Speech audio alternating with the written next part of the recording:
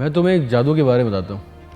یہ ایک ایسا جادو ہے جس کے چلتے ہی نا ہمارے ملک میں ہر کام فٹافٹ ہو جاتا ہے.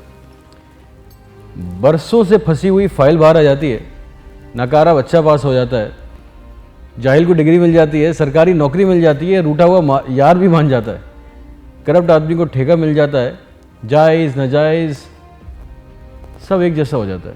سمجھو جائز ناجائز ہو جاتا ہے اور ناجائز جائز ہو جاتا ہے. اس جادو کا نام ہے قائد اعظم محمد علی جناح. اس ملک میں جناح سے محبت جتنی زیادہ کرپٹ اور طاقتور لوگوں نے کی ہے نا, کسی نے نہیں کی. میں کوئی یقین کے ساتھ یہ بات بول سکتا ہوں.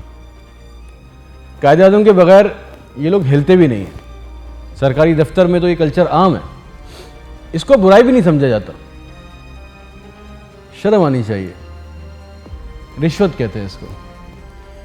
رشوت دو اور ہر کام کروا لو. اگر رشوت نہیں دو گے نا تو ہمارے ملک میں یہ کلچر ہے کہ جائز کام بھی آپ نہیں کروا سکتے. آپ کے جوتے گھس جائیں گے مگر آپ اپنا جائز کام بھی نہیں کروا سکیں گے. فیس, پینلٹی, گفٹ, پہیا, کیا کیا نام سنے ہوئے ہیں آپ لوگوں نے قائد اعظم کے؟ بتائیں آپ لوگوں نے کیا کیا نام سنے ہوئے ہیں؟ کبھی کوئی پہیا بولتا ہے, کبھی پینلٹی بولتا ہے, کوئی فیس بولتا ہے. حدیث شریف میں آتا ہے, جس کا ترجمہ میں آپ کو سنا رہا ہوں, اللہ تعالیٰ کمی بیشی معاف کرے, رشوت دینے والا اور رشوت لینے والا دونوں جہنمی ہیں. کوئی خدا کا خوف نہیں ہے.